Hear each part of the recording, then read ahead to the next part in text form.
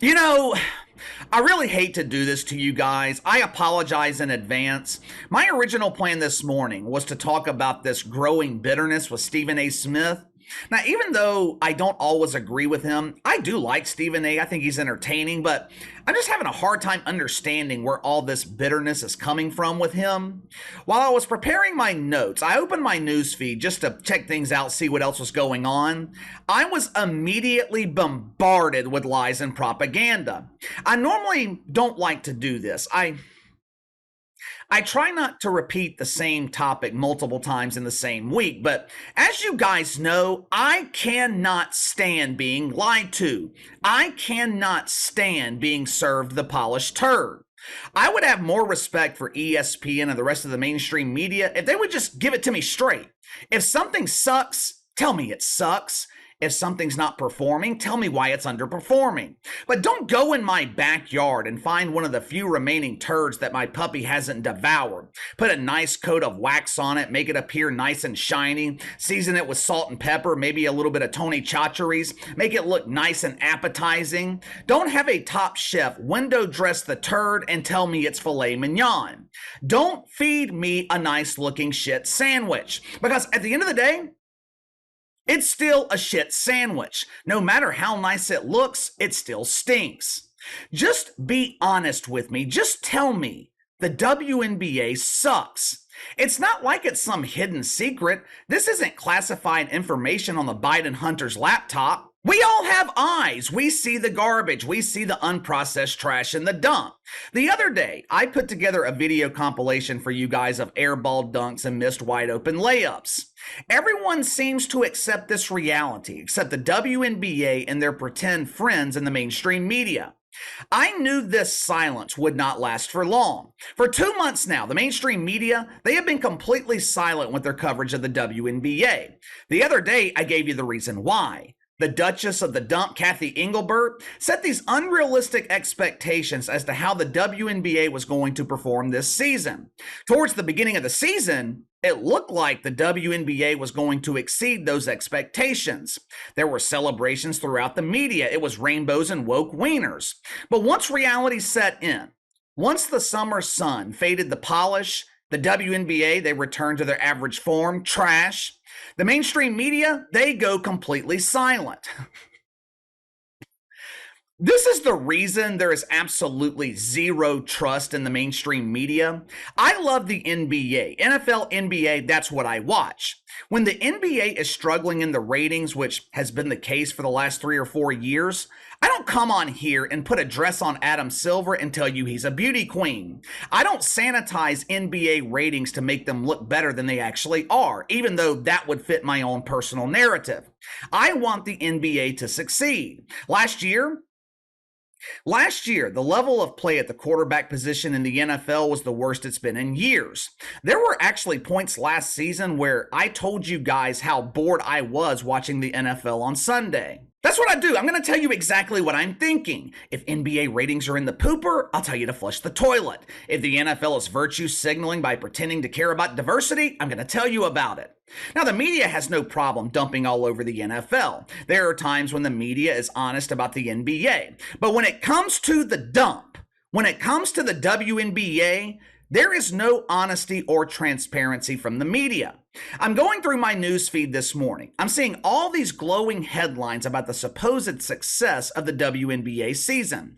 Headline at ESPN: WNBA ratings are the highest in decades as crowds also climb. Well, I guess they've been utilizing the services of Bob Griner's bong, because that is the only way the WNBA is getting high. The WNBA front office, which is located in a double-wide trailer in the northeast section of the dump, they also sent out a nice press release bragging about their pretend growth. The dump delivered record-breaking viewership, attendance, and digital engagement. Where? When I say the term record breaking, I'm expecting to see all-time records being broken. I'm not expecting to see huge embarrassing failure. I'm reading through this article on ESPN boasting about their rating success in the WNBA. Ratings were up 21% over last year. Here we go again with ESPN giving us percentages instead of actual numbers. Now, according to the WNBA, they averaged 500,000 viewers on CBS, ESPN, and ABC. Now, on ABC alone, they averaged 627,000. Well, KC, that is amazing! That's their largest audience in 11 years! Yeah, but that doesn't change the fact that those ratings are a huge embarrassing failure. You know what would happen if the NBA was drawing 600,000 on ABC? You know what would happen if the NBA drew 500,000 on ESPN? The NBA would no longer be on those networks.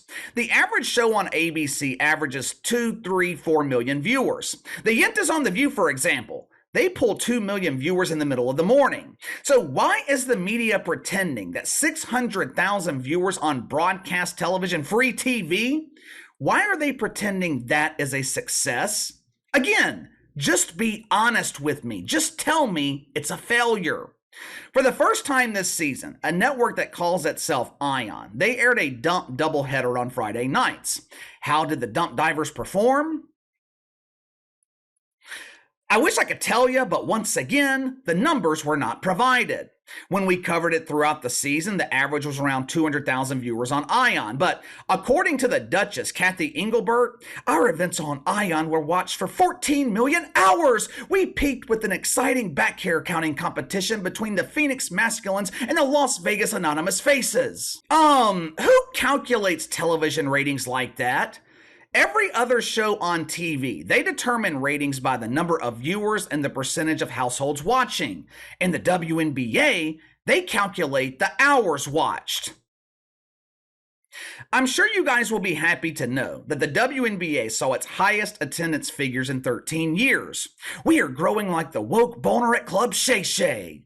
What they failed to mention, though, the 40 games they played this season was the most in the history of the league. Naturally, attendance was going to be higher because the dump was open to the public for additional nights.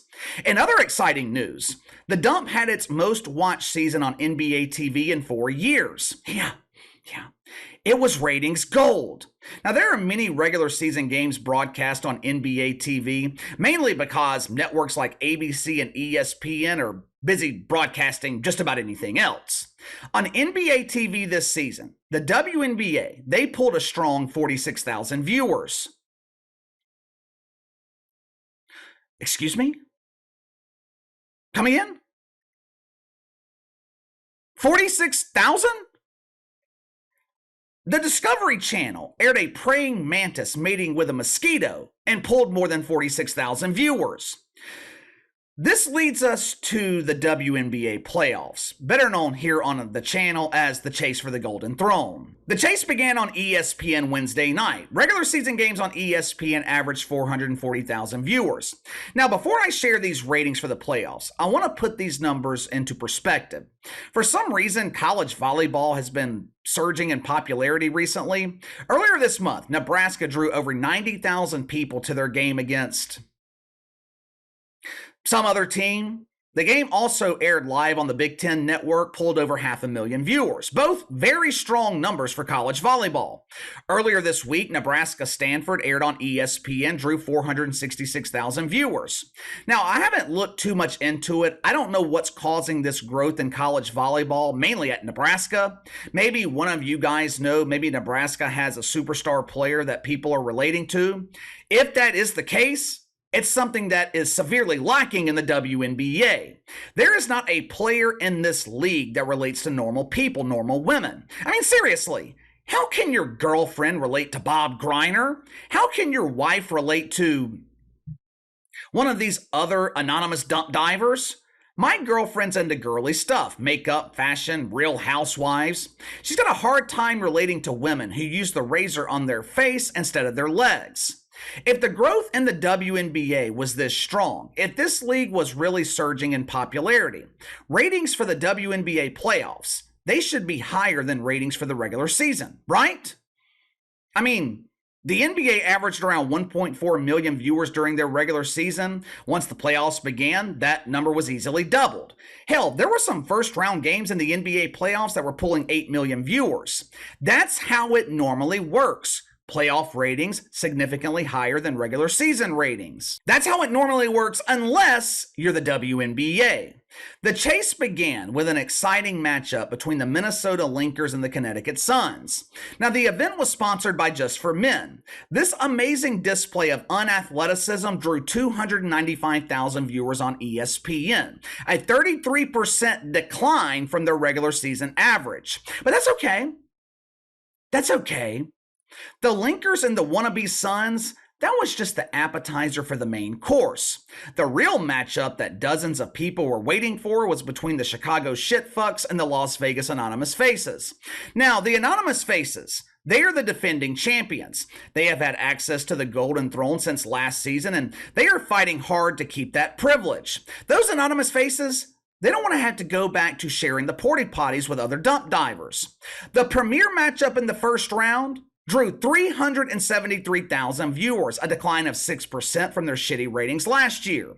Not a good start for Kathy Engelbert. Not a good start for the Duchess, who is demanding exponentially more money for the privilege of broadcasting painfully boring pretend basketball. Like I said in the beginning, I just don't understand this need throughout the mainstream media to constantly lie about the WNBA. It just doesn't make any sense. ESPN promotes the dump more than they promote Major League Baseball. Now, I'm not a fan of baseball, but this has been one of the better endings to the regular season than I can remember in a while. The AL West is absolutely stacked. Past 6 weeks, you have 3 teams going back and forth trying to win the division. Right now, I think they're only separated by 1.5 games. I'm not going to lie to you. Even though I'm not a fan of Major League Baseball, this chase in the AL West has captured my attention. The other night,